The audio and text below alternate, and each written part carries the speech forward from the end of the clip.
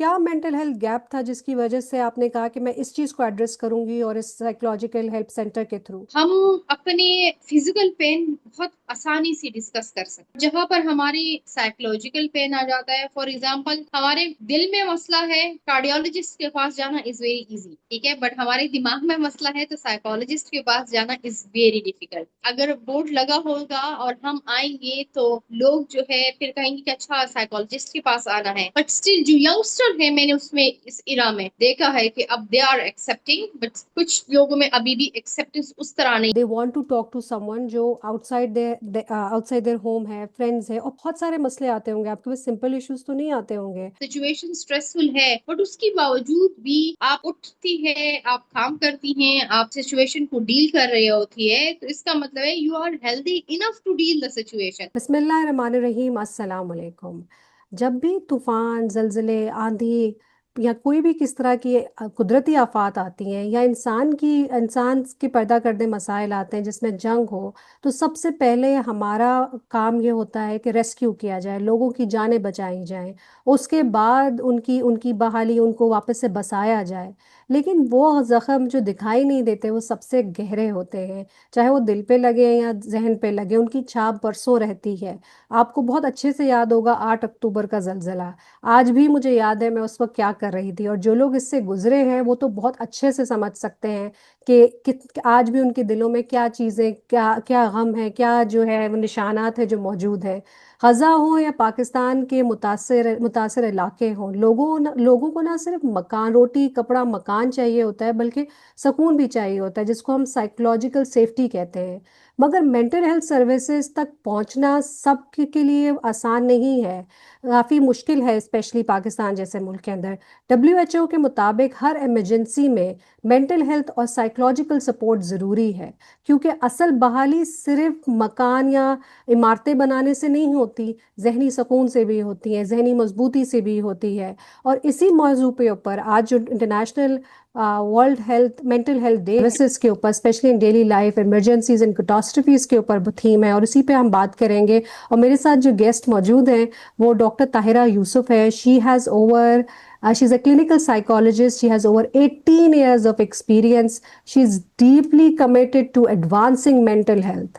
As the founder of Psychological Help Center, she strives to make mental health care accessible to all. I am Bisma Mirza.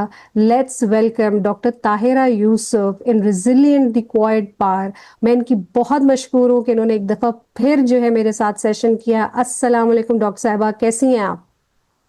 वालेकुम सलाम, अल्हम्दुलिल्लाह। आप कैसी हैं? ठीक है।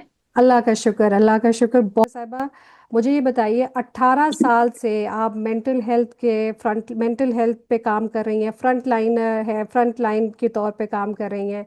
सो क्या आपको ऐसी ज़रूरत महसूस हुई कि आपने अपना करियर डेडिकेट किया मेंटल हेल्थ के ऊपर? देखिए, बेसिकली तो when I came in this field, तो यू नो कि जिस तरह से एक मेंटल हेल्थ को एक हमारे यहाँ एक टेबू है, एक स्टिग्मा है। तो जब मैं इस फील्ड में आ रही थी तो दैट वाज अ टाइम जिसमें ये चीज बहुत ज्यादा स्टिग्मेटाइज इससे भी ज्यादा थी। But this was my own struggle कि नहीं, मुझे तो साइकोलॉजी पढ़नी है, मुझे साइकोलॉजी में ही सर्विस ही करना है, आगे बढ़ना है। बट अल्हम्दुलिल्लाह my parents support me, my father was the one who really support me in this field. And जब मैं यहाँ करा, आई बिलोंग टू केपीके, सही। And then I came to Karachi for my clinical psychology PhD in clinical psychology. तो ये भी मेरा बहुत बड़ा एक जंप था कि मैं वहां से यहाँ आई। एंड देन जब मैं यहाँ पीएचडी कर रही थी तो जाहिर है मैंने क्लिनिकल सेटअप स्टार्ट हो गया, क्लाइंट्स के साथ काम। एंड देन आई रियलाइज कि लाइफ में कोई ना कोई एम होना चाहिए, और वो एम अगर ऐसा हो कि अगर आप किसी के आंखों में जो आंसू है, जो दिल में पेन है, जो जहन में जख्म है, आप उस पे वर्क करो और उनकी जो एक्सट्रीम इंटरनल पेन है और वो आप अपनी वर्क के थ्रू प्रोसेस करते हुए उनमें वो पॉजिटिविटी ले आओ, उनके चेहरों पे वो खुशियां ले आओ।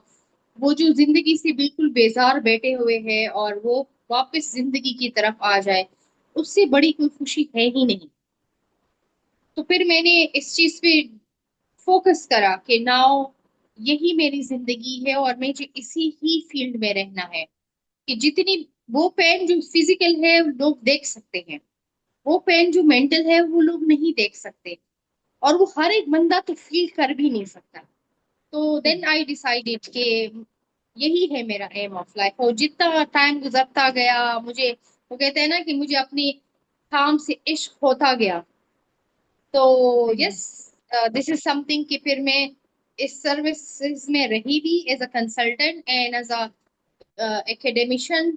मैं मैं यूनिवर्सिटी में, जब कराची में मैंने फिर 2008 से फिर मैंने बहरिया यूनिवर्सिटी ज्वाइन की, तो मैं फिर साइकोलॉजी पढ़ाती रही। तो मेरा एम ये था कि साथ में जो मैं सीखती हूँ मैं साथ साथ सिखाती रहूं, और फिर हमारे जो स्टूडेंट्स हैं और वो कम्युनिटी को जहां जहां पहुंचे, ताकि वो अपनी सर्विसेज प्रोवाइड करे और लोगों को इस जो जितनी पेन में है, lot of people, every individual nowadays in pain psychologically mentally. सही। बट वही बात के अप्रोच करना is too difficult, stigma, reasons, there is a lot of reason in our country के लोग इतना अप्रोच नहीं कर पाते। बट यस, अगर वे बैक 2008 से मैंने तो प्रोफेशनली स्टार्ट किया था, जब मैं स्टूडेंट लाइफ में थी 2005 से मैंने स्टार्ट किया था, उस वक्त तो बहुत मुश्किल था, बहुत कम लोग आते थे। बट नाउ काफी आहिस्ता आहिस्ता टाइम गुजरते गुजरते now people do approach. But again कुछ खास इरा के लोग हैं जो अप्रोच करते हैं, there is a lot of people still कि वो मेंटल हेल्थ तक अप्रोच करना उनके लिए बहुत मुश्किल है और वो सही। नहीं कर पाते। सही।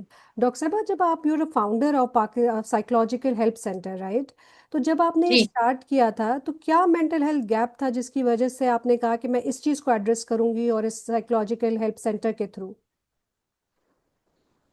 देखो बेसिकली अगेन वही बात, हम अपने फिजिकल पेन बहुत आसानी से डिस्कस कर सकते हैं, बट जहां पर हमारी साइकोलॉजिकल पेन आ जाता है, फॉर एग्जांपल हमारे दिल में मसला है, कार्डियोलॉजिस्ट के पास जाना इज वेरी इजी, ठीक है, बट हमारे दिमाग में मसला है तो साइकोलॉजिस्ट के पास जाना इज वेरी डिफिकल्ट। तो जब मैं स्टूडेंट लाइफ में थी और क्लाइंट्स आते थे और बात करते थे एंड ऑल, तो मुझे अंदाजा तो हुआ कि लोगों में हमारे यहाँ, हमारे इर्द गिर्द, हमारे पड़ोसी, हमारे मतलब इवन हमारे बहुत करीबी भी है, वो भी पेन में है बट वो बता नहीं सकते। एंड देन मुझे अंदाजा भी हुआ कि यस, आप अपना इसी चीज पे फोकस करो। अब आपके फील्ड हो, आप बेटे होंगे तो डेफिनेटली लोग आएंगे, लोग, people will approach and people will come. And मैंने स्टार्ट भी इसीलिए किया था कि जब मैंने अपना कोर्स कंप्लीट किया, पीएचडी वाला और एमफिल वाला, तो then my clients approached me कि हमें आपसे थेरेपी लेनी है और हमें आपके साथ काम करना है, और हम उसी, अब मुझे था कि हाँ मैंने पहले एक हॉस्पिटल में टाइम लिया, जगह ली कि मैं वहां पर बैठूं, देन आई रियलाइज कि नो, ये वो चीज है कि क्लाइंट को एक ऐसे स्पेस चाहिए जो कि वहां पर वो सिक्योर फील करे, वहां पर वो आ सके। वो जनरल एक हॉस्पिटल में है तो उनको एक घबराहट होती है कि सब लोग हमें देख रहे हैं। तो हम्म। फिर मैंने अपना ये सेटअप स्टार्ट करा कि नहीं, एक ऐसी जगह हो। आई स्टिल रिमेम्बर कि जब मैंने अपना क्लिनिक स्टार्ट किया तो साइकोलॉजिकल हेल्थ सेंटर, जब मैंने बोर्ड लगा लिया तो क्लाइंट वाज रेजिस्टिंग दैट कि अगर बोर्ड लगा होगा और हम आएंगे तो लोग जो है फिर कहेंगे कि अच्छा साइकोलॉजिस्ट के पास आना है। तो मतलब इतना एक्सेप्टेंस नहीं है। इवन मुझे क्लाइंट से क्लाइंट के थ्रू ही क्लाइंट्स मिलते हैं। तो क्लाइंट्स आते थे, अप्रोच करते थे, फिर जब क्लाइंट्स किसी और को रेफर करते थे तो बाकायदा मुझे बोलते थे कि आप अ, फला मेरा कजन है या मेरा फ्रेंड है, मैंने उनको रेफर किया आपके पास क्योंकि मुझे फायदा हुआ, उनको भी होगा, बट प्लीज आप उनको नहीं बताइएगा कि मैं आपके पास आ रहा हूँ या आ रही हूँ। तो इस यानी इतना एक अभी तक ये चीज एक स्टिग्मा है जी। कि बोर्ड नहीं लगना चाहिए, किसी और को ना पता चलना चाहिए कि मैं आ रहा हूँ या मैं आ रही हूँ।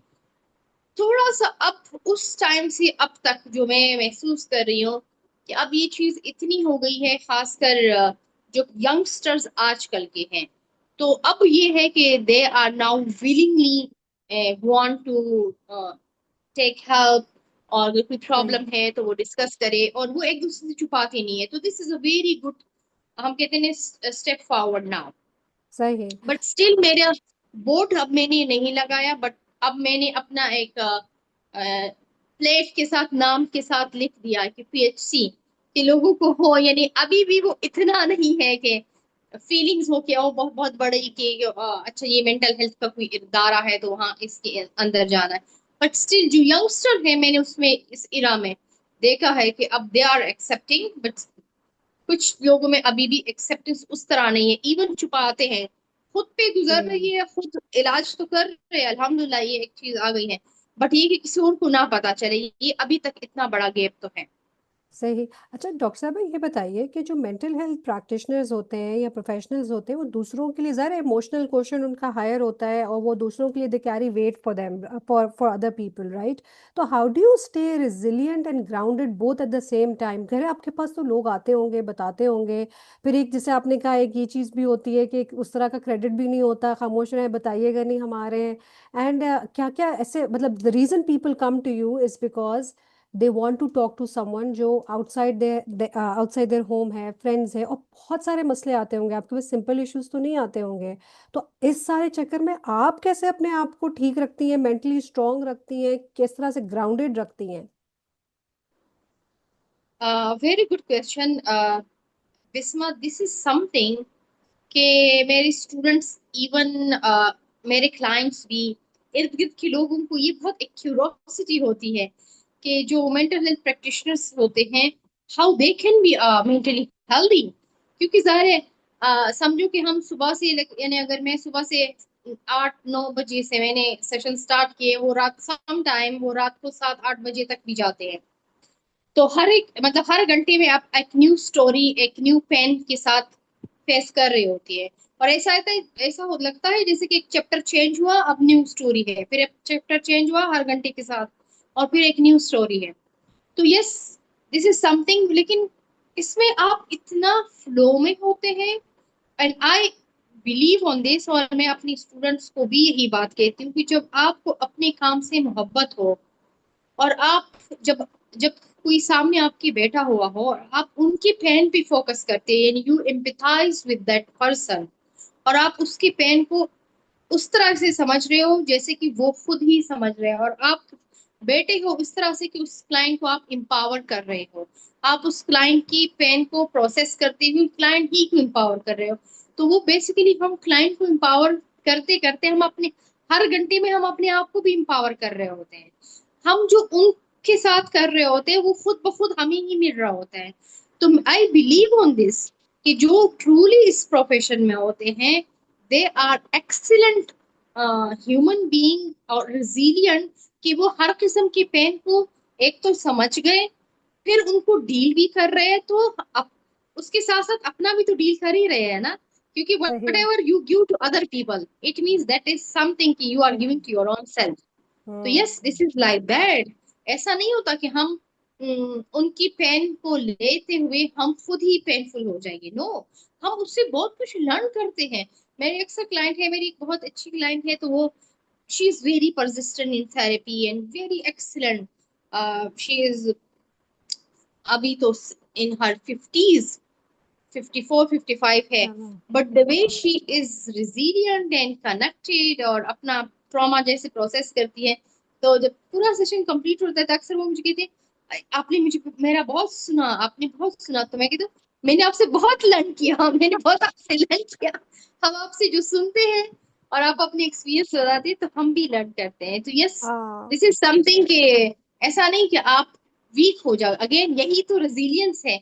यही तो है कि दूसरे के पेन को देखते हुए then how you will be in a position कि आप दूसरों को भी empower करो, और वो एबिलिटी और वो स्ट्रेंथ आपके अंदर होगी, तो तभी आप सही। दूसरों को दे सकते हैं।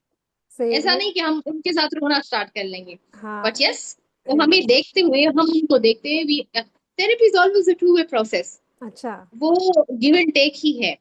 हम सही। उनसे भी लर्न करते हैं, और उस सही। प्रोसेस में हम उनके साथ रहते हुए a lot of resilience comes and a lot of strength come, connection with Allah become very strong, कि दुनिया में क्या पेन है, क्या डिस्टरबेंसेस है, और किस तरह से लोग यानी एक छोटी सी बात भी आम बंदे के लिए ये है कि लेट्स सपोज एक ओसीडी का क्लाइंट हमारे पास आता है, कि वॉशरूम में 1 घंटा गुजार रहे हैं, 2 घंटे गुजार रहे हैं। एक सिंपल सी बात है, हाथ धोना है तो एक जी। 1 मिनट के अंदर अंदर इंसान हाथ धो लेता है, बट वो इतने टाइम गुजारते हैं। तो अगर आप पूरा घंटा उनकी इस पेन को सुनते हैं, समझते हैं और उनको फील करते हैं कि हाँ इट्स टू मच पेन, तो यानी ये वाली से लेकर आप बड़ी बड़ी चीजें हमारे सामने आती हैं, और आप उसको सुन के समझ के be mindful towards the client और उसके पेन को देखते हुए, तो अगेन वही हमारे अंदर खुद का रिजिलियंस डेवलप होता है, और हमारे अंदर वो एक एबिलिटी आती है कि ठीक है, how to connect with the client energy, how to सही। Be in this process. इसी एनर्जी से, इसी रिजिलियंस से ही क्लाइंट में बेहतरी आती है, और वो अपने पेन को बेहतर तरीके से प्रोसेस करते हुए एम्पावर्ड हो जाते हैं।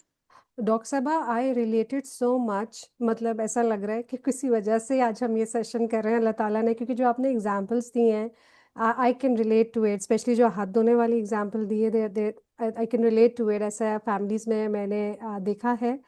लेकिन मैं ये सवाल ये पूछना चाह रही थी, जब मैंने मैंने जर्नी स्टार्ट की and I was very young, तो किसी ने मुझे देखकर कहा कि अगर आप कुछ इमोशंस हैं जो आप प्रोसेस नहीं कर पा रही, so you should seek help. And then there was this lady who said to me, मैं एक दफ़ा अपनी मेरी एक बॉस थी, उनकी बेटी बीमार थी, तो मैं हॉस्पिटल में थी उस वक्त, मैं कराची में होती थी आगा खान के अंदर। तो मैं बैठी हुई थी और वो उनकी वो दोस्त, वो तो मेरी बॉस की दोस्त भी आई हुई थी। तो वो उन्होंने मुझे कहा कि इस एज में अगर कोई तुम इतनी खामोश हो तो पता नहीं क्या बात है, तुम why don't you take help, why don't you, ये नंबर उन्होंने दिया तो आप उनसे बात करें। तो मैंने इनको कहा इनको क्या हुआ, मैं तो अपने जहन में मतलब मसले चल रहे थे कि मैंने ये करना है ये करना है, ओहो अभी मैं इधर बैठी हुई हूँ तो पता नहीं पीछे क्या होगा, वापस जाके तो काम मुझे ही करना पड़ेगा। So she did that, but वो फिर उसकी वजह से फ़ायदा ये हुआ कि जब मुझे असल में, जब मुझे ऐसा लगा कि I need to talk to somebody outside my family, तो फिर मुझे वो मदद वो कांटेक्ट ने मदद की। एंड उस टाइम पे मैंने उन साइकोलॉजिस्ट से भी ये पूछा, मैंने कहा देखिए, हम अगर किसी से अपनी फैमिली, अगर हमारा कोई दोस्त आ जाता है, रिश्तेदार आ जाता है, हमसे बैठ के अपने किस्से सुनाते हैं, आपको पता है मोहल्लेदारी में तो ये पहले होता था बहुत ना, इधर आ गए सास से तंग है तो मोहल्ले की आंटी के पास चले गए, फैमिली से तंग है तो ये बात है, तो लोग घरों में इतने इमोशनली स्ट्रांग होते थे, रिजिलियंट होते थे, हेल्प करते थे। तो उसका असर भी हमारे पर कई कई दिन रहता था कि देखो वो ये बात करके गई है या इस तरह से अपने ट्रीट करती है। आप ड्रामा भी देख लेते हैं तो आपको असर होता है, यानी कि आजकल तो वो चलता रहता है ना सोशल मीडिया पे कि अपने पसंदीदा मर्द के लिए, अपनी पसंदीदा औरत के लिए मर्द ये करता है, फिर आप सोच रहे होते हैं अच्छा इसमें से कौन सा चेकलिस्ट मेरा नहीं हुआ जो मेरे पसंदीदा मर्द ने नहीं किया या मैंने नहीं किया। So even that has an effect, ठीक है। सो दैट या लेडी वंस टोल्ड मी कि नहीं बिस्मा, हम भी एक टाइम के बाद थेरेपी पे जाते हैं, या जैसे आपको पता है वेटरन्स जो होते हैं वो आफ्टर इतना कुछ जंगों में फेस कर रहे होते हैं, दे नीड थेरेपी। या इवन एक डॉक्टर भी जो होता है उसको रेस्ट चाहिए होता है। तो आपके लिए रेस्ट कहाँ से आता है, आपके लिए वो आपका इमोशनल जो होता है ना कि आप जो है आप रीसेट करती हैं। इवन एक्टर्स भी ये बात बोलते हैं कि जब हम एक कैरेक्टर में होते हैं तो उसके बाद जब हम घर जाते हैं तो कभी कई कई दिन तक उस कैरेक्टर की छाप हमारे उस पर रहती है। जैसे एक कैरेक्टर, हमारे फेमस आर्टिस्ट हैं, उन्होंने कहा कि मेरी बीवी ने कहा बस ये फौरन जो तुम्हारा कैरेक्टर है ना इसको ठीक कर लो, ये नहीं चलेगा, तुम ये हो तुम ये नहीं हो, ठीक है। सो आपके साथ ऐसा होता है? अच्छा, बिस्मा ये होता है, इस तरह से चीजें है कि जब आप सारा दिन automatically you are in processing in different type of pain with the clients, और फिर आप घर आते हैं, मेरा तो मेन फोकस ये होता है वंस, क्योंकि ज़ाहिर psychological health centre is my own centre, तो मुझे मेरे पास बहुत सारे साइकोलॉजिस्ट काम करते हैं, a lot of my staff, a lot of my psychologist, तो वो कहते हैं डॉक्टर आप जैसे सेशन लेती हैं तो आप रुकती नहीं हैं और you always rush out and चली जाती हैं। तो मैंने उनसे कहा तो मुझसे पहले से टाइम ले तो मैं आप लोगों के लिए रुकूंगी, अदरवाइज आई ऑलवेज जैसे कंप्लीट हो जाता है तो जस्ट आई इमीडिएटली मैं वाइंड अप करती हूँ और मैं निकलती हूँ, एंड देन मैं हमेशा अपने घर आती हूँ। घर आके मैं अपने बच्चों के साथ ऐसे जैसे कि वो एक हाउसवाइफ होती है ना, खाना खाना खाया नहीं खाया, चलो खाना खाते हैं, खुद खिला दूं, ये कर दूं, चलो बाहर चलते हैं, बिल्कुल वापस से ऐसे ही कि this is now my whole life. उनको अच्छा। बाहर लेके जाना है, मॉल लेके जाना है।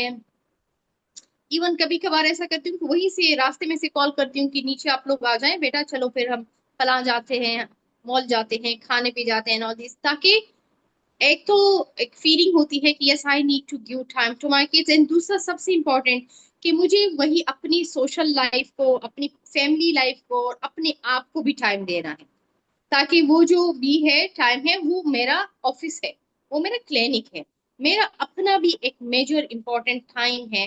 तो ये मैं जरूर करती हूँ कि to be connected with own family, with my kids, with my family. फिर मैं ये जरूर करती हूँ कि जैसे मेरी बहनें हैं, क्योंकि again I belong to Swat, मैं यहाँ की थी नहीं, फिर मैं रहती तो कराची में हूँ, तो मेरी फैमिली पूरी वहां पे है। तो मैंने यही किया, मेरी मोबाइल देखती हूँ, मेरी किसी बहन का कोई मैसेज आया, कोई कॉल आए, तो मैं रास्ते ही से स्टार्ट हो जाती हूँ, कभी एक से कॉल कर ली, कभी दूसरे से बात कर ली, और कभी किसी फ्रेंड से कनेक्ट हो गई। और तो ये वो चीजें हैं कि आप अपनी लाइफ में भी अपने आप को फिर अपने उन लोगों के साथ कनेक्ट रखो जिससे आप हंसो भी, कभी अपना दुख शेयर करो, कभी अपना पेन शेयर करो। आपकी लाइफ में ऐसे लोग जो आपकी अपनी भी है, फैमिली है, ऐसे फ्रेंड्स है, वो हम्म। भी जरूर होना चाहिए। एक बॉन्डिंग है, ये बहुत जरूरी है। फिर ये आपकी अपनी हॉबीज है, आपकी अपनी चीजें भी है ना, क्योंकि हर इंसान की अपनी हॉबीज इंटरटेनमेंट है, तो वो भी जरूर होना चाहिए। तो ये भी मैं करती हूँ। सही। I like to watch movies, but मैं I like to watch movies always in a cinema.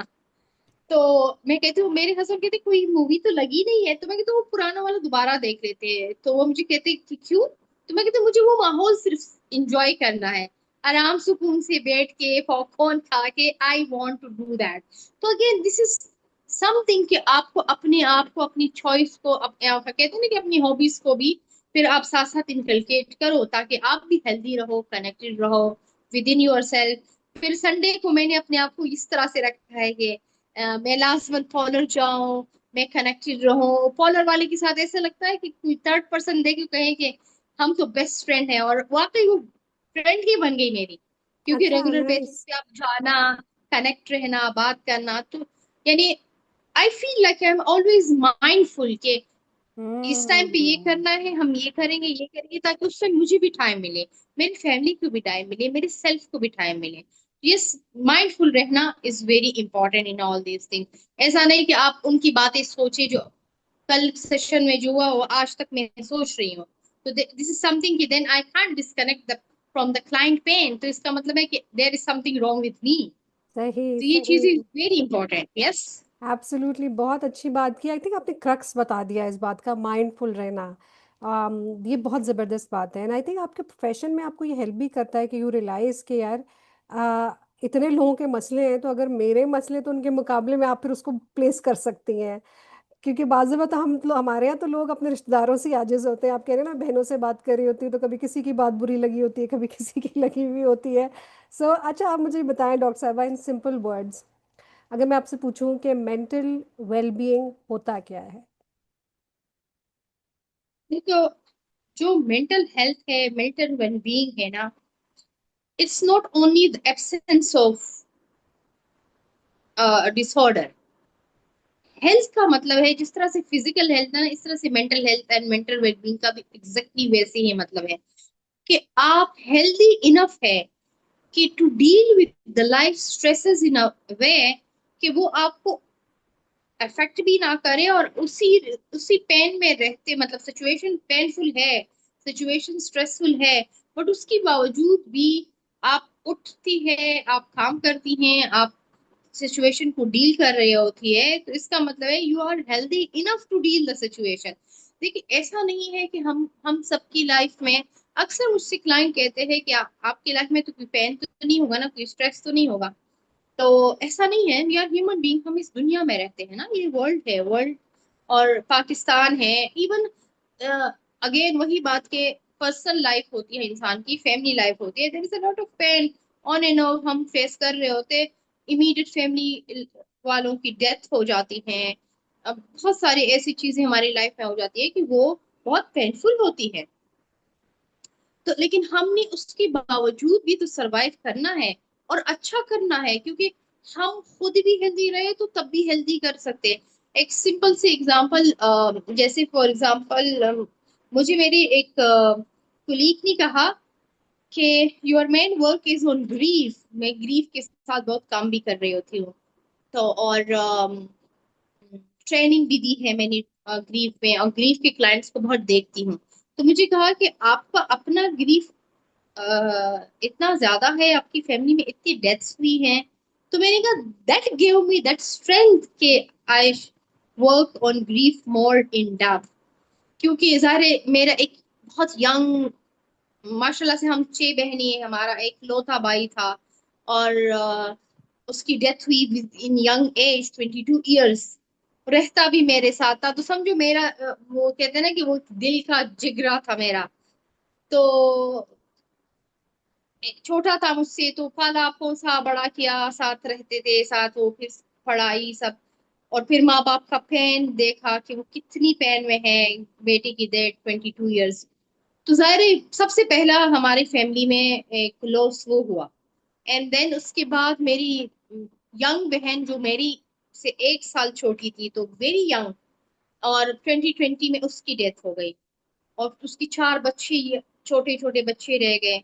तो वो एक अनदर पेन। फिर मेरी उसके बाद मेरी मम्मा की डेथ 2 महीने बाद ही। तो बैक टू बैक इतना बड़ा हमने वो सारी चीजें देखी। फिर अब रिसेंटली मेरे फादर की डेथ हुई।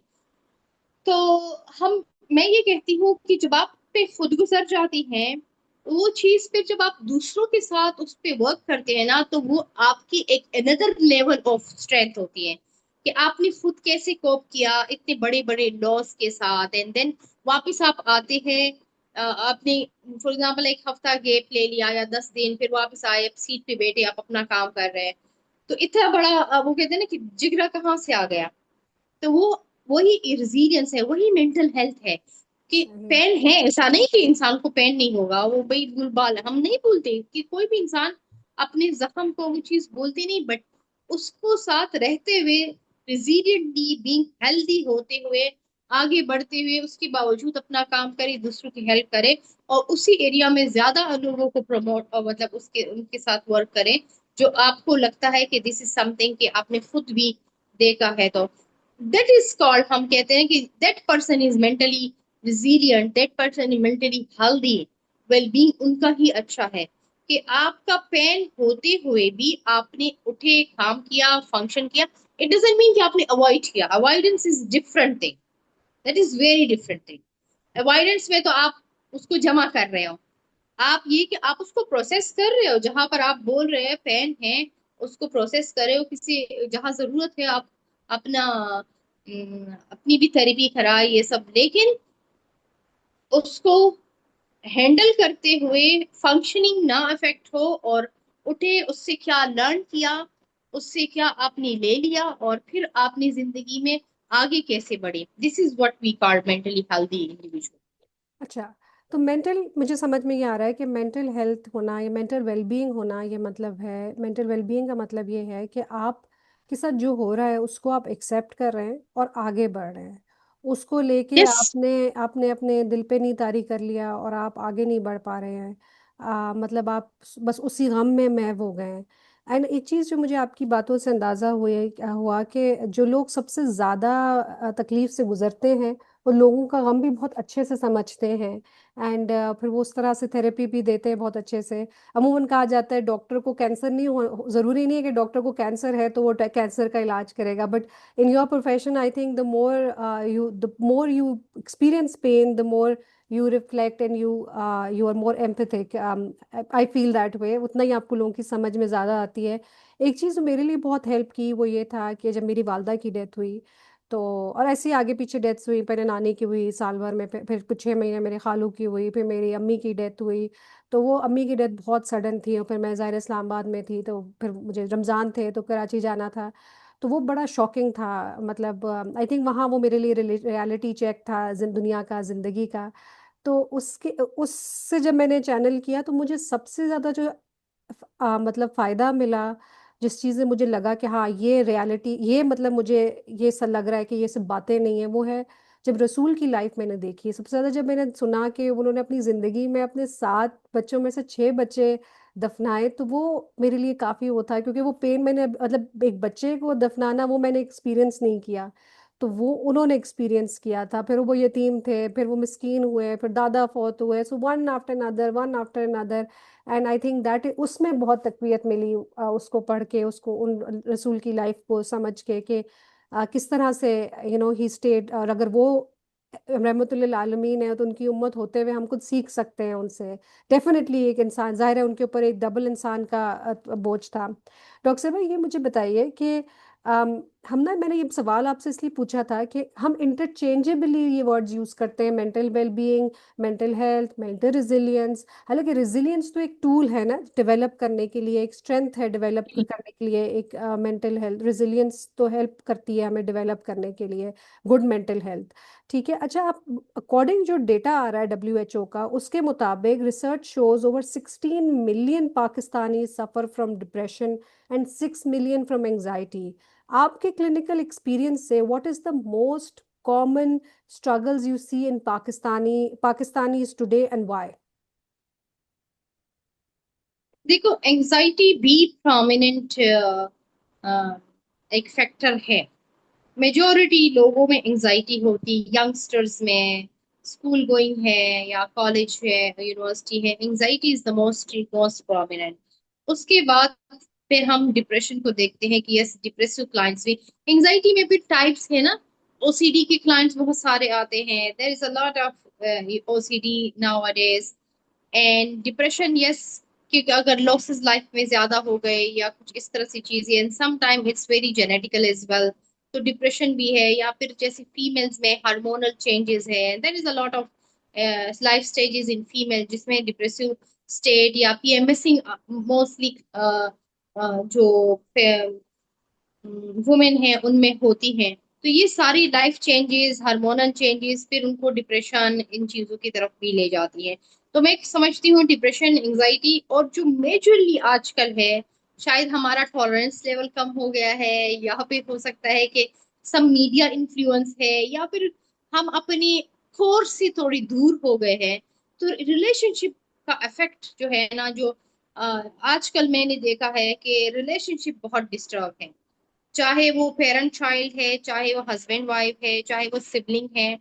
तो वो जो एक रिलेशनशिप का डिस्टर्बेंसेस है ना, वो मोस्टली फिर lead towards the different psychological condition. ये भी एक चीजें हैं, सही बट सही। जनरली ये चीजें पाई जाती हैं। पर्सनालिटी डिसऑर्डर भी हमारे यहाँ काफी प्रोमिनेंट है, बट सबसे ज्यादा जो पर्सनालिटी डिसऑर्डर प्रोमिनेंट है वो बॉर्डरलाइन पर्सनालिटी हमारे यहाँ ज्यादा। जैसे मेरे पास क्लाइंट्स आते हैं तो इस तरह के क्लाइंट्स ज्यादा होते हैं। Yes. बॉर्डर लाइन किसे कहते हैं डॉक्टर साहब? देखो, बॉर्डरलाइन पर्सनालिटी इज समथिंग कि आप जिंदगी में दो एक्सट्रीम्स पे रहते हैं। ओके। या बहुत अच्छा है या बहुत बुरा है। अच्छा अच्छा ठीक है, या ये बंदा जो है वो मेरे फेवरेट है, या I just hate this person. तो आप वो जो मिडिल ग्राउंड है ना, जो बैलेंस है, वो खो जाते हैं।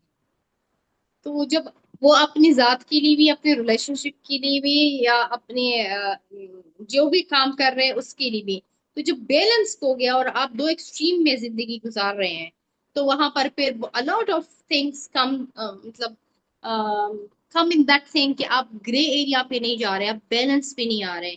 तो वो एक अच्छा। बहुत एक पेनफुल कंडीशन हो जाती है। फिर एक्सट्रीम मूड, कभी बहुत यूफोरिक मूड और कभी आपके बहुत ही डाउन। कभी आप अपने आप को बहुत अच्छा समझते हैं कि I am very good, I am excellent, some time you feel very down, I am nothing, I am failure. इसी तरह रिलेशनशिप में दो एक्सट्रीम। फिर उसमें एक जो सबसे पेनफुल चीज होती है वो यही कि when you are in the mood कि I am not good enough, तो फिर आप सेल्फ म्यूटिलेटिंग बिहेवियर्स यानी सेल्फ हार्म और इन चीजों की तरफ चले जाते हैं। एंड उसमें सही। जैसे कि रिलेशनशिप में भी एक्सट्रीम होता है, तो एक बंदी से रिलेशनशिप स्टार्ट किया, बहुत एक्सट्रीम पे चले गए, तो आप सारे, मतलब जो भी आपकी नॉर्म्स वगैरह है उससे भी हट के वो आप एक्सट्रीम पे चले जाते हैं। फिर उसका गिल्ट, वो रिलेशनशिप खत्म हुआ फिर उसका गिल्ट पालते हैं, फिर आप अनदर रिलेशनशिप पे एक्सट्रीम पे जाते हैं। तो ये सारी जो एक यो यो वाली कंडीशन ऑल द टाइम आपकी रहती है, तो वो फिर उसको हम कहते हैं कि this is basically borderline personality. And I think हमारे यहाँ हुई भी ज्यादातर क्यों हो रही है, क्यों मेजरली क्लाइंट्स अब सफर कर रहे हैं, उसकी रीजन, ना हम वेस्टर्न रहे ना हम ईस्टर्न रहे, हम कोर से सही। दूर हो गए। अपने ही घरों में हम देखते हैं, नमाज पढ़ो नमाज पढ़ो, और फिर स्कूल में अनदर एक्सट्रीम है, फ्रेंड्स में अनदर एक्सट्रीम है, मीडिया एक टाइम पे बिल्कुल एक एक्सट्रीम है, फिर दूसरा एक्सट्रीम है। तो मतलब वो बच्चा बचपन से ही एक वो एक वे में नहीं जा रहा, उसको दोनों चीजें मिल रही हैं। ठीक है, उसकी ड्रेसिंग में भी दोनों चीजें मिल रही है, उसको इन्वायरमेंट में भी दो दो दो एक्सट्रीम मिल रहे हैं। तो ऑटोमेटिकली वो बड़े होते होते उनमें वो चीजें आ ही जाती है। सही सही। आप सही कह रही हैं, मैं पूछने ही वाली थी कोर जरा बताया आप क्या कह रही हैं, आपने बता खुद ही बता दिया कोर के बारे में। सो आप सही कह रही हैं, पहले एक टाइम था when we were growing up, तो इतना ज़्यादा जो था ना, एक एक जैसे अब आप मिसाल के तौर पे कोविड जब से पहले आप ऑफिस जाते हैं, फिर ऑफिस से जब वापस आते हैं तो वो रास्ता ट्रांजिशन था, आपको पता है अब घर आ रहा है, घर आ रहा है, तो वो आपको थॉट्स भी पीछे रहने लग जाते हैं, अब घर के थॉट्स आने लग जाते हैं। मैं ऐसे एक्सप्लेन कर रही हूँ, अच्छा आते हुए आप फोन भी आता है, क्या लेकर आना है, दूध चाहिए, चावल लाना है, इस तरह के, मतलब आप हम्म। ट्रांजिशन था कोविड के बाद, तो वो ट्रांजिशन भी खत्म हो गया आपका, ठीक है। सेकेंडली जो आप बात करिए, जब मैं when I was growing up, तो ये था कि हम जब मीडिया देखते थे तो हमें पता था ये हमारा मीडिया है, ये वेस्टर्न मीडिया है, ये पड़ोसी मुल्क का मीडिया है, तो वी नो दिस हाँ। Doesn't apply to us. अब जो एक इंटीग्रेशन हो रही है ना, हर तरह से कल्चर्स में इंटीग्रेशन हो रही है, जो बच्चा हमारी जनरेशन ने जैसे सरवाइव कर लिया, अब जो नया आ रहा है, तो वो अब वही माहौल चाहता है जो वो अपने मीडिया में, अब वो जो वो देखता है, अब उसको शायद मीडिया नहीं देख, अपना मीडिया वो इतना नहीं देखता है जितना वो बाहर का मीडिया देता है। आप देखते हैं कोरियन कल्चर बड़ा इन हो गया है, वही के पॉप का जो है, बिल्कुल। और वो फिर वो ऐसे कैफेज खुल रहे हैं जो नूडल्स के आप खुद बनाएं, वो जो सारी उनके होती हैं। सो आई कम्प्लीटली अंडरस्टैंड आप जो ये बात कर रही हैं। अगर किसी बंदे ने ये चेक करना है कि तीन, अगर आप मुझे कोई साइंस बता सकती हैं कि उसके a person can check in his और हर बिहेवियर कि उसकी मेंटल हेल्थ डिटोरिएट हो रही है, तो व्हाट कुड इट बी? देखो, सबसे पहले तो ये देखो उसकी फंक्शनिंग इफेक्ट हो रही होगी। फंक्शनिंग का मतलब ये है कि देखो, for example if a student, if he is a student, तो उसकी पढ़ाई इफेक्ट हो गई। पढ़ाई कैसे इफेक्ट हो गई? वो रात को सो नहीं सकेगा, वो दिन को उठ नहीं सकेगा, वो सही टाइम पे क्लास नहीं जा सकेगा, सही। एग्जाम के वक्त वो पढ़ नहीं पाएगा, तो एग्जाम सही तरह नहीं दे पाएगा। तो सबसे पहले उसकी फंक्शनिंग इफेक्ट होगी। फंक्शनिंग में फिर ये सारी चीजें आ जाती है, उनका खाना पीना, उनकी स्लीप, उनकी रिलेशनशिप्स। हम्म। तो ये सारे वो साइंस हैं जिसमें जिसको हम देखते हैं कि अच्छा फंक्शनिंग इफेक्ट हो गई है, तो इसका मतलब है the person is not mentally healthy now. क्योंकि हम्म। स्ट्रेस और पेन और सैडनेस ये सब तो हमें मिलता ही है, बट अगर सही। आपका यू फंक्शन वेल इन जो आपका डिमांड है ना, फॉर एग्जाम्पल एक प्रोफेशनल लाइफ में तो आपको ऑफिस जाना ही जाना है, हम्म। ठीक है, हम्म। फिर आपको अपनी फैमिली को टाइम देना ही देना है।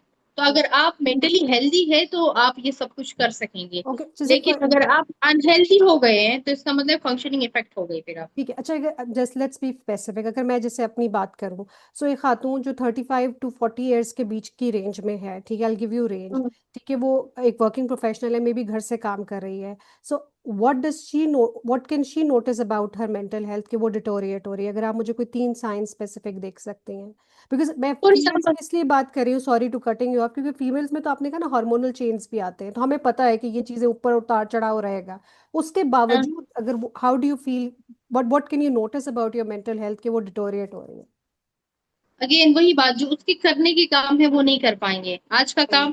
फॉर एग्जाम्पल उनको वो एक वर्किंग वुमेन है, उसको हम्म। प्रोजेक्ट मिला है, उसको पता है मेरे पास ये एक हफ्ता है, बट वो नहीं कर पा रहे। वो एक हफ्ते से 2 हफ्ते गुजर गए, उसने वो प्रोजेक्ट पे थोड़ा काम कर भी लिया, बट वो कंप्लीट नहीं कर पा रही। और वो हम्म। उसकी वजह से और गिल्टी हो रही है, वो उसकी वजह से हाँ। और डिप्रेस भी हो रही है, और वो डिस्टर्ब हो रही है, बट उससे वो चाह के भी नहीं कर पा रही, हाँ, और क्योंकि शाउट आउट वो कर कर रही नहीं है। पा रही, वो डिले कर रही है वो उसको। और इवन सम टाइम वो उठा तो रही है, बट वो कनेक्ट नहीं कर पा रही ना। आप कोई प्रोजेक्ट कर रहे हो तो फोकस है, माइंडफुलनेस है, आप रिसर्च कर रही है, उसको कंप्लीट करने के लिए आपको रिसोर्सेज चाहिए, वो नहीं कर पा रही। तो ठीक है। इसका मतलब ये हुआ कि वो हेल्दी नहीं है। अब now she needs to first focus on herself, कि वो हेल्दी होंगी तो ये काम कर सकेंगे। एक सिंपल एग्जांपल, मेरे क्लाइंट हैं, हालांकि मैं तो फिर भी उनसे कहती हूँ you are still doing very well, लेकिन बहुत सालों से उनको बाइपोलर डिसऑर्डर है। तो वो कहते हैं कि डॉक्टर सारा वो मेरा मेन फोकस ये है कि मैं, जैसे आजकल सितंबर आता है और फिर ये वाले डेज, अक्टूबर सितंबर, तो हम अपने टैक्स देते हैं। तो वो कहते हैं कि लास्ट ईयर वाला भी मैं अभी तक पेंडिंग में है, और मैं अभी इस साल वाला भी सितंबर गुजर गया, तो मैं नहीं कर सकता। तो उन्होंने कहा कि क्या जिंदगी है मेरी, मैं ये काम 1.5 साल हो गया, मैं अपने हजारे टैक्स के लिए चीजें जमा करके हम कंसल्टेंट को देंगे तो फिर हमारा टैक्स पे होगा। मुझे कहा आई नो मेरा फाइनेंशियल लॉस हो रहा है, आई नो मेरा जो इमोशनल लॉस है, मैं सब टाइम लॉस है, सब कुछ हो रहा है, बट मुझसे जब हो ही नहीं, मैं क्या करूं। सही। तो सब, मतलब वो, जब आप डिस्टर्ब है ना, फिर वो आपसे होगा ही नहीं। जैसे सही। हम बीइंग अ फीमेल, हमें पता है हम हमें हर महीने पीरियड्स आएंगे, हम्म। हमें पेन भी होता है, मेजोरिटी को हमें पेन भी होता है। हम उठते हैं, हम जाते हैं, हम काम करते हैं, दवाई ले ली, सही। और हम काम कर रहे हैं ना, तो इसका मतलब है we are not in a state कि हम फंक्शन ना करें। यस, पेन टू बेयर कर रहे हैं, यस हम उसको, लेकिन जिनको वो सिंड्रोम हो जाए, मतलब वो इतना हो जाए कि वो डिसऑर्डर बन जाए, तो वो फर्स्ट 3 डेज या फर्स्ट 4 डेज सरवाइव नहीं कर पाएगा काम में।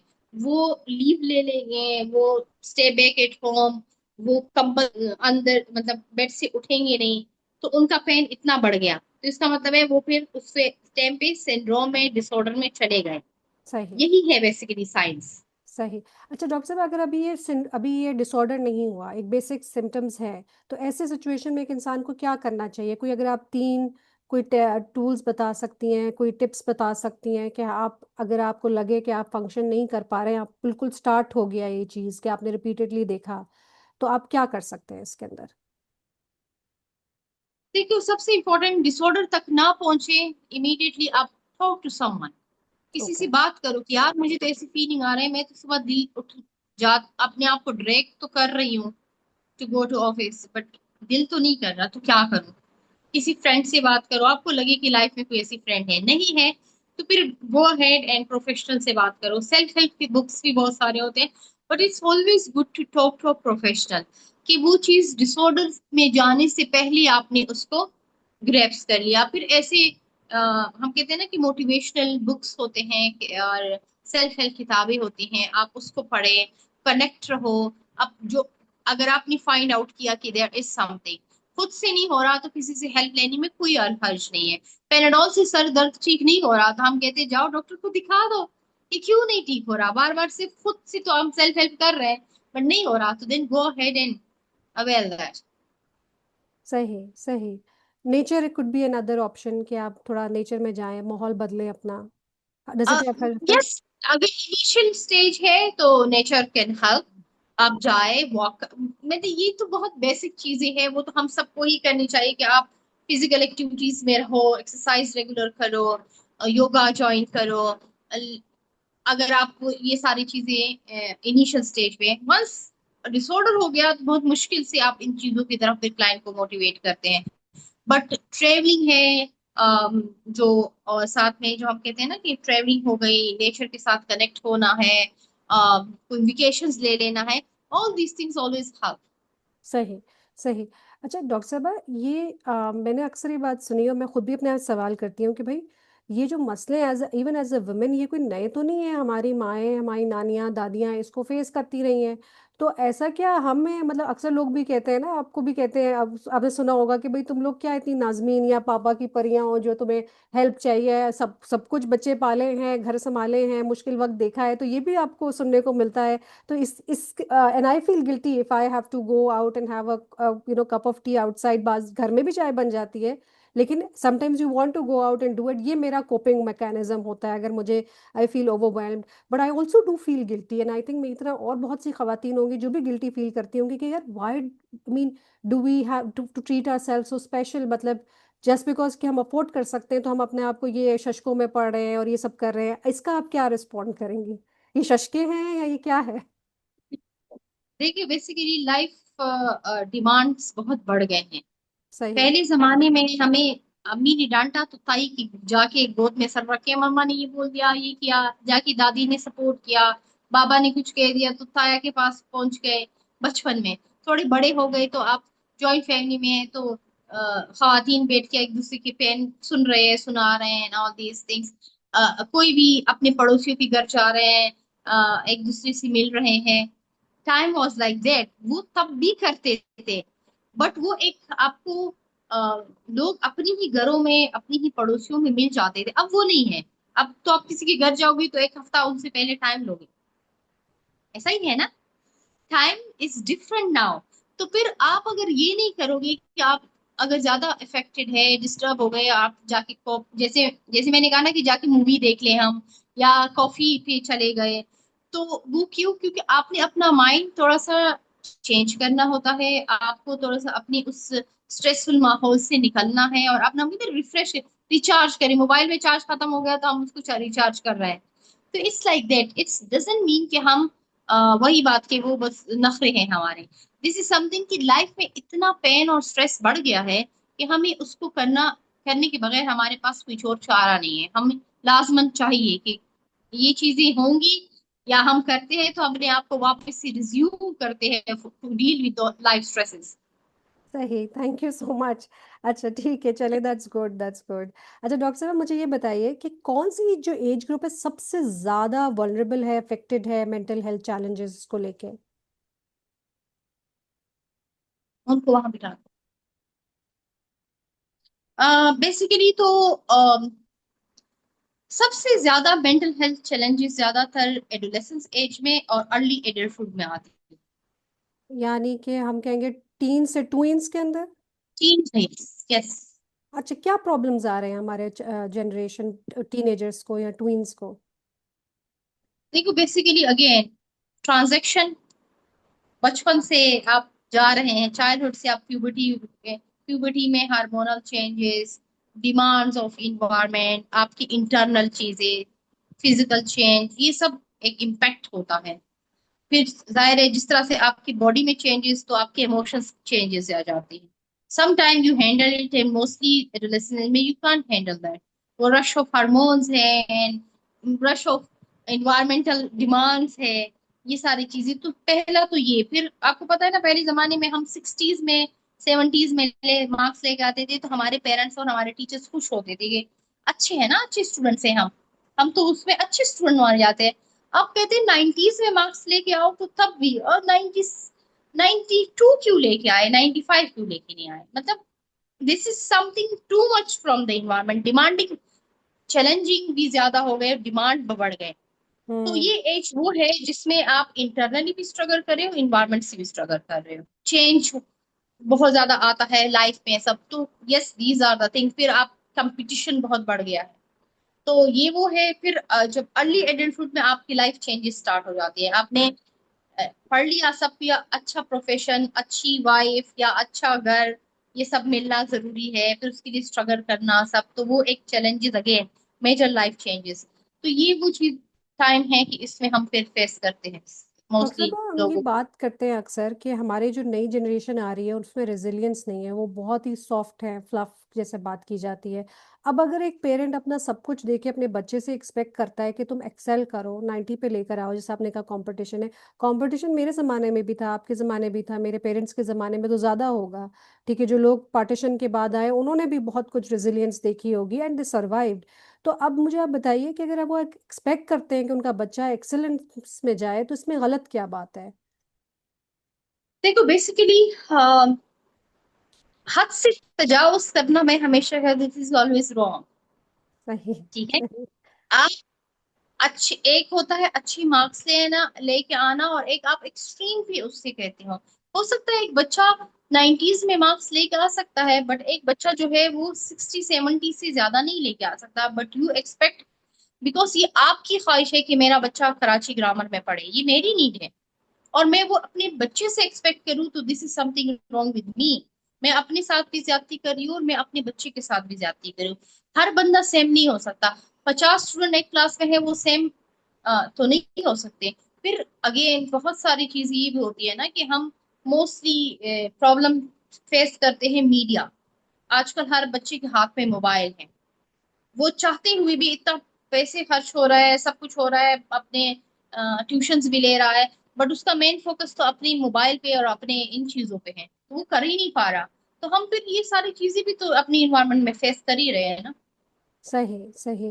डॉक्टर साहब, access to to mental health services हमारे मुल्क में एक बड़ा चैलेंज है। क्या सिस्टमैटिक और कल्चरल बैरियर्स हैं जो इसको एक्सेस बनाना, मतलब इजी एक्सेस बनाना मुश्किल कर देते हैं? सबसे पहले एक्सेप्टेंस। ओके। ठीक है। दूसरा ये कि यस मेंटल हेल्थ सर्विसेज, अव्वल तो ये कि बेसिक नीड्स अगर किसी की नहीं पूरी होती है तो वो फिर साइकोलॉजिस्ट के पास नहीं जाएगा ना। पहले तो अपने बेसिक नीड्स, एक बंदा कहता है ना, वो अक्सर मैंने ये सुना है कि वो साइकोलॉजिस्ट के पास जाना तो वो तो अमीरों के जी जी। बीमारियां हैं ना, ये तहत सिर्फ अमीर आते हैं। तो ऐसा नहीं कि गरीब बेचारा कभी डिप्रेस्ड ही नहीं होगा या कभी उनको एंजाइटी नहीं होगा, बट वो आ ही नहीं सकते। उनको अव्वल तो उनको नॉलेज नहीं है और उनको हम्म। अप्रोच नहीं होता।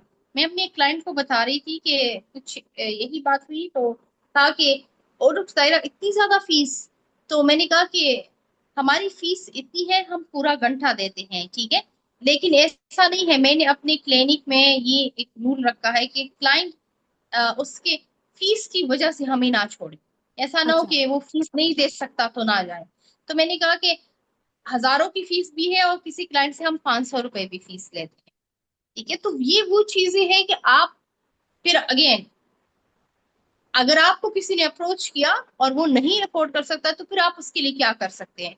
फिर दूसरा मैंने अपने सर्विसेज में ये डाला है कि मैं स्टूडेंट्स भी है हमारे, और फिर मेरे पास जो साइकोलॉजिस्ट है मैं उनसे कहती हूँ कम्युनिटी में जाके डिफरेंट मेंटल हेल्थ अवेयरनेस के साथ साथ कुछ ट्रेनिंग, कुछ ऐसे वो दे दे सेमिनार्स वगैरह, जिसमें हम ग्रुप में लोगों को अप्रोच करें। हम तक नहीं आ सकते तो हम कैसे उन तक अप्रोच कर सकें। सही सही। Like this is one of the way आप अपने अपना यस। टाइम दे रही हैं। This is very precious thing. मेरा सवाल अगला यही था कि देखिए, हम अब पाकिस्तान तो हम तो हर वक्त चैलेंजेस पे होते हैं। आपने बचपन से हम सुनते आ रहे हैं पाकिस्तान दोराहे पे, पाकिस्तान दोराहे पे।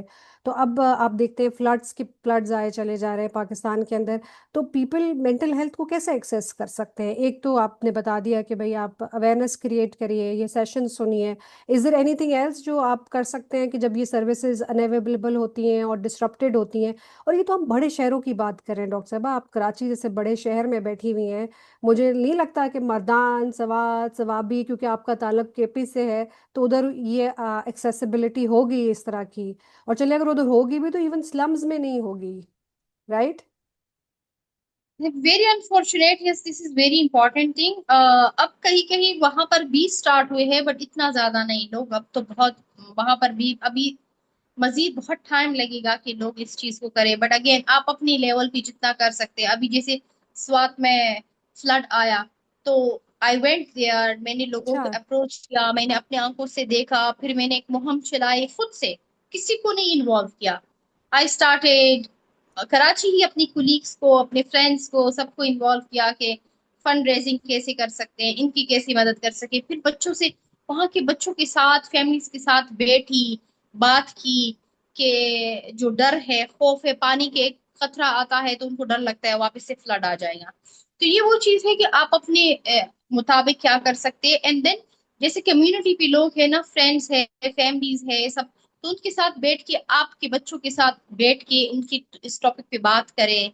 उनसे कहे कि अच्छा ये तो एक क्या है, दिल में क्या है, खौफ क्या है, उनसे थोड़ी सी बात करें ताकि वो साइकोलॉजिस्ट नहीं है बट एटलीस्ट उनको एक वे तो पता चल जाए कि सुनना इज आल्सो वेरी इंपॉर्टेंट। कि उस बच्चे को दबाव नहीं कि नहीं नहीं कुछ नहीं है, आप उससे बात करो, कोई बात नहीं, अब उसको डर लग रहा है तो उसके इसके साथ ये करो। एंड जब मैंने खुद से वहां पर एक कैंपेन चलाई तो लोगों को पता चला कि अच्छा ये एक साइकोलॉजिस्ट है, इस तरह से ये काम कर रही है, इस तरह से ये चीजें कर रही है। तो इस तरह से छोटे छोटे स्टेप्स हम इसलिए लेते हैं कि जहां पर ये अवेयरनेस नहीं है हम किस तरह से उनको ये अवेयरनेस दे सकें।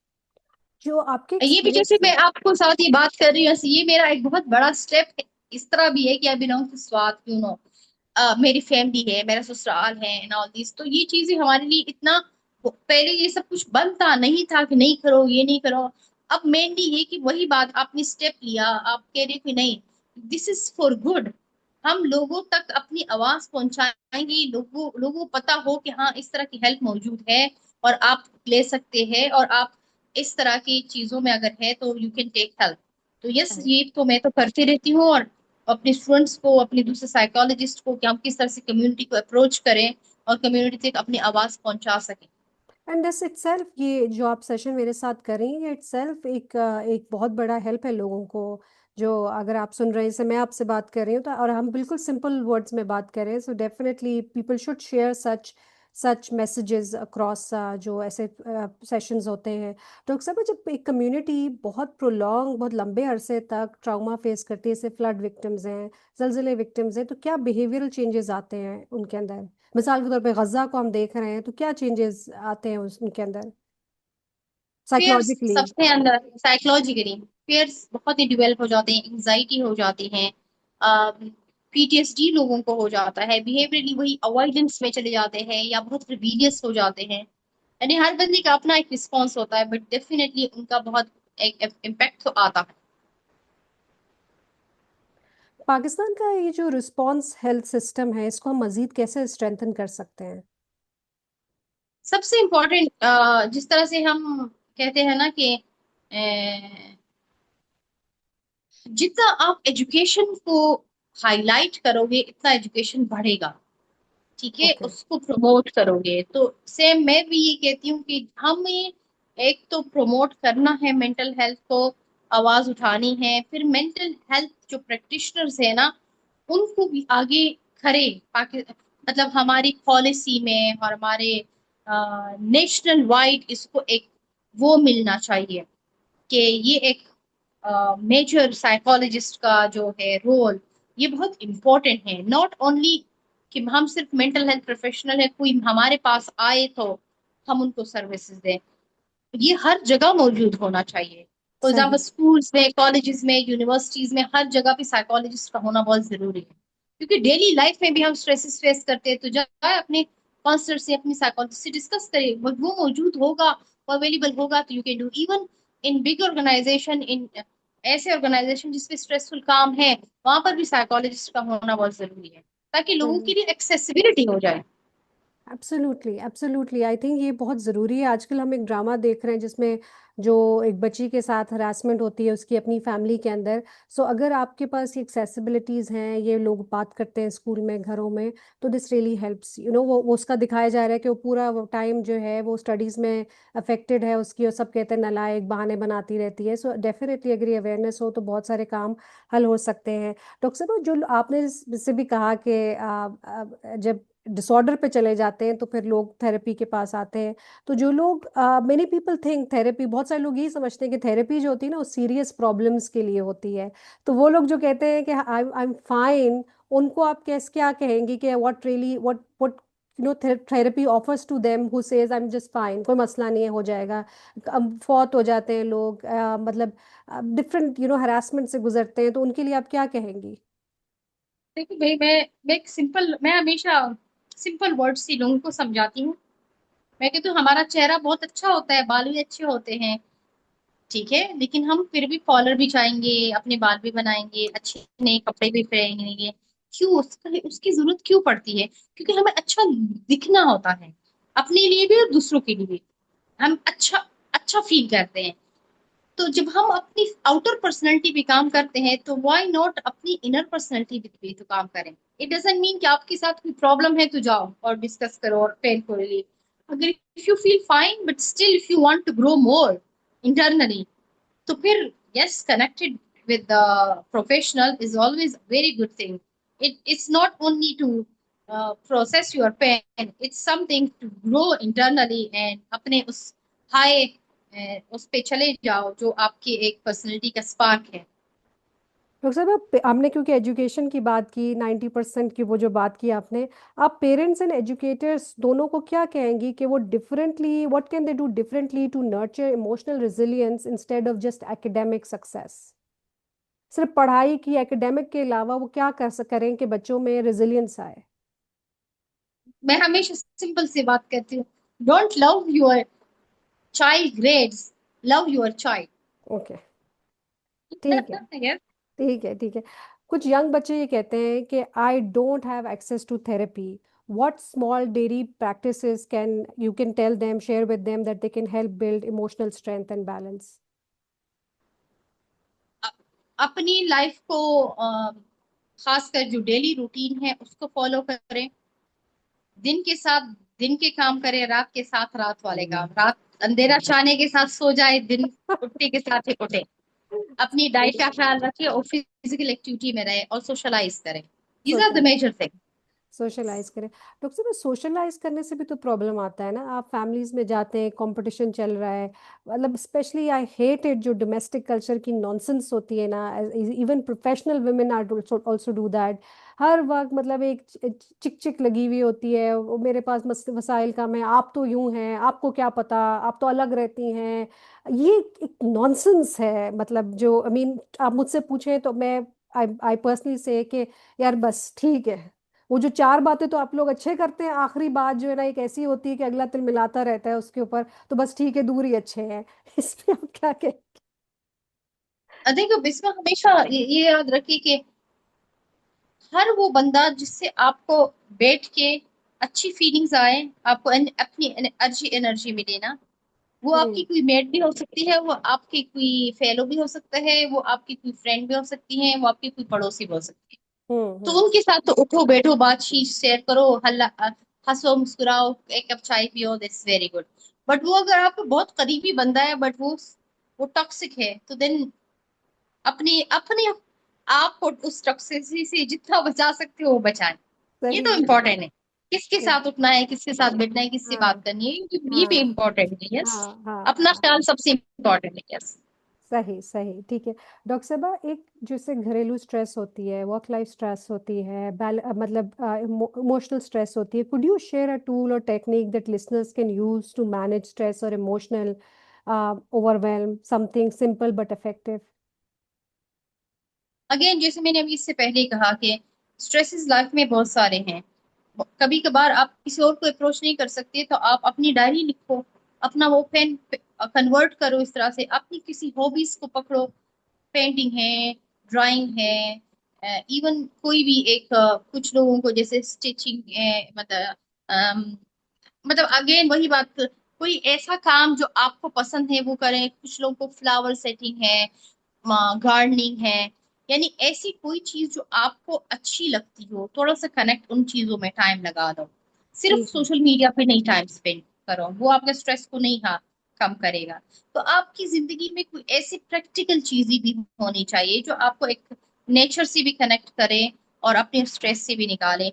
एंड यस, जो डेली रूटीन है वो उसको अच्छा बनाए, माइंडफुल रहे। योगा बहुत अच्छी चीज है, योगा में ज्वाइन करे। ज्वाइन नहीं कर सकते, कहीं जा नहीं सकती, तो जो मोबाइल है वो सिर्फ स्क्रॉलर के बजाय आप उससे अच्छे फायदे भी ले सकती हैं। एंड दैट इज समथिंग कि आप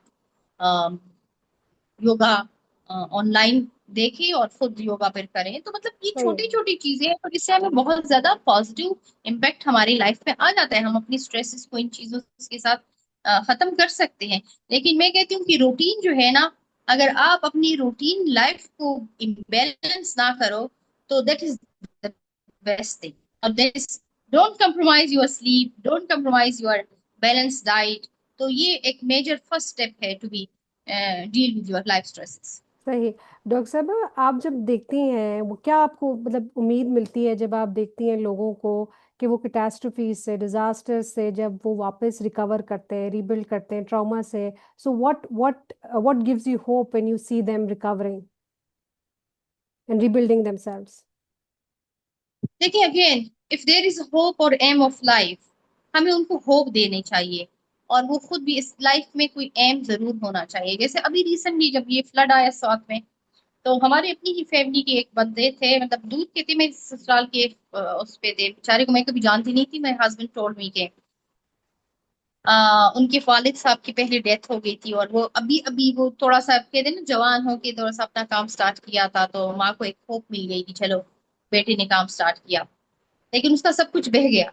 तो सबसे पहली मैं मेन फोकस ये था कि पहले जो जिससे उसका सर्वाइवल था, जो उसकी एक कंप्यूटर लैपटॉप और उसका अपना एक ऑफिस था, पहले सबसे पहले हमने उसके लिए वो अरेंजमेंट कर ली कि अपनी सर्वाइवल को जो चीज है ना, पहले उसको आप ले लो। एंड देन उसके बाद उस पे बैठ के आहिस्ता आहिस्ता ग्रो करो। ठीक है। आप सिर्फ डेली, हमने सिर्फ आप उसको खाना प्रोवाइड कर लिया और अपनी उसने 2-3 दिन का खाना या एक हफ्ते का खाना, नो। उसकी सर्वाइवल किस चीज पे था? उसका सर्वाइवल उन दो कंप्यूटर पे था, उस एक लैपटॉप पे ही था। तो उन चीजों के साथ ये मतलब आप बेसिक नीड्स को पहले देखो कि वो किस चीज पे फिर सरवाइव कर सकता है, एंड देन उसके बाद उस डिस्टर्ब हुआ, डिप्रेस्ड हुआ, एंग्शियस हो गया, फेयरफुल हो गया, फिर उसके साथ साथ इन चीजों को देखते हुए आगे एम ऑफ लाइफ सिखाओ। डॉक्टर साहब, आप क्या एडवाइस करेंगी फैमिलीज को, एम्प्लॉयर्स को, कि वो ऐसे सेफ वर्क प्लेसेस या होम घरों में ऐसे सेफ माहौल बनाएं ताकि लोगों के लिए मेंटल हेल्थ को सीख करना आसान हो जाए? कि कम्युनिकेशन गैप नहीं हो। फॉर एग्जाम्पल, आपको पता हो कि आपका बच्चा जब भी वो कोई भी बात हो डेली लाइफ में, स्कूल में कुछ हुआ, कॉलेज में कुछ हुआ, आपके हस्बैंड के साथ ऑफिस में कुछ हुआ, तो आपका कम्युनिकेशन गैप नहीं हो, तो आप आके डिस्कस करो।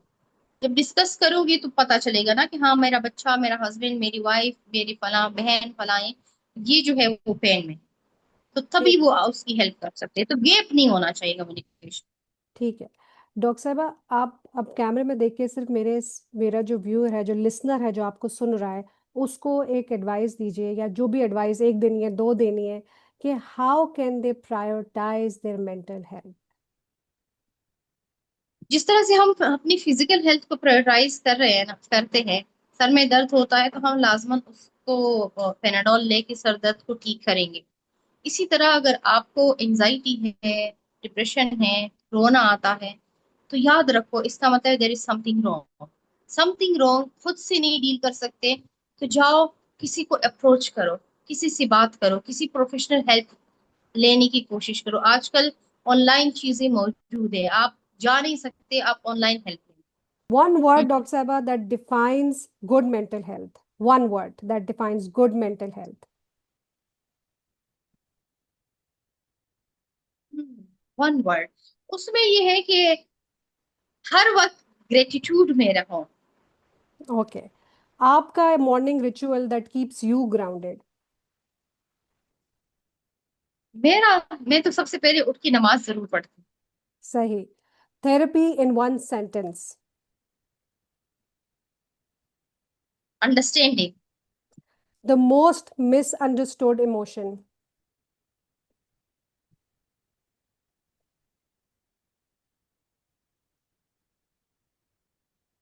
When you are in psychological pain but वो दिखता नहीं है। Okay.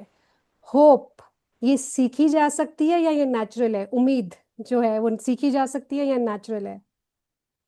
बेसिकली तो ये होप जो है वो इनेट है, लेकिन जब हम बहुत सारे पेन में होते हैं तो हम होप खो जाते हैं, तो फिर आप सीखते हैं। बहुत बहुत शुक्रिया डॉक्टर साहिबा, thank you so much for your time, I really appreciate it. मैं आपकी बहुत मशकूर हूँ कि आपने वक्त निकाला और इतने इम्पोर्टेंट टॉपिक पे बात की। बहुत शुक्रिया। आपके लिए बहुत सारी चीज़ें प्रायोरिटीज़ होंगी, बहुत सारी चीज़ें ज़िंदगी में तरजीह होंगी, लेकिन आपकी अगर जहनी हालत ठीक नहीं है, जहनी कैफियत ठीक नहीं है, अगर आपको गुस्सा आता है, चिड़चिड़ापन है, आपकी स्लीप डिस्टर्ब है, और स्लीप के डिस्टर्ब होने से बहुत इफेक्ट होता है। अगर आप यंग बच्चे हैं, टीनेजर हैं, ट्वीन्स हैं, खातून हैं, specially as a female, you go through a lot of challenges. Even male, they don't confess, but they face a lot of challenges in their life. आपकी मेंटल हेल्थ अगर ठीक नहीं है, तो आपकी ज़िंदगी के बहुत सारे मसले ठीक नहीं हैं, बहुत सारे एस्पेक्ट्स ठीक नहीं हैं। Prioritise your mental health. What you can do at times of stress, जो घर में होता है, मुश्किल आपको वर्क प्लेसेस पे आती है, अगर आपको बहुत घबराहट हो रही है, you can watch my next video, जिसमें हम बात कर रहे हैं कि how can we calm our self an emotional chaos. Thank you once again. I see you in the next episode, and I am ready to welcome you in my next episode and help you prioritise your mental health. Thank you very much once again. Take care. अल्लाह हाफिज।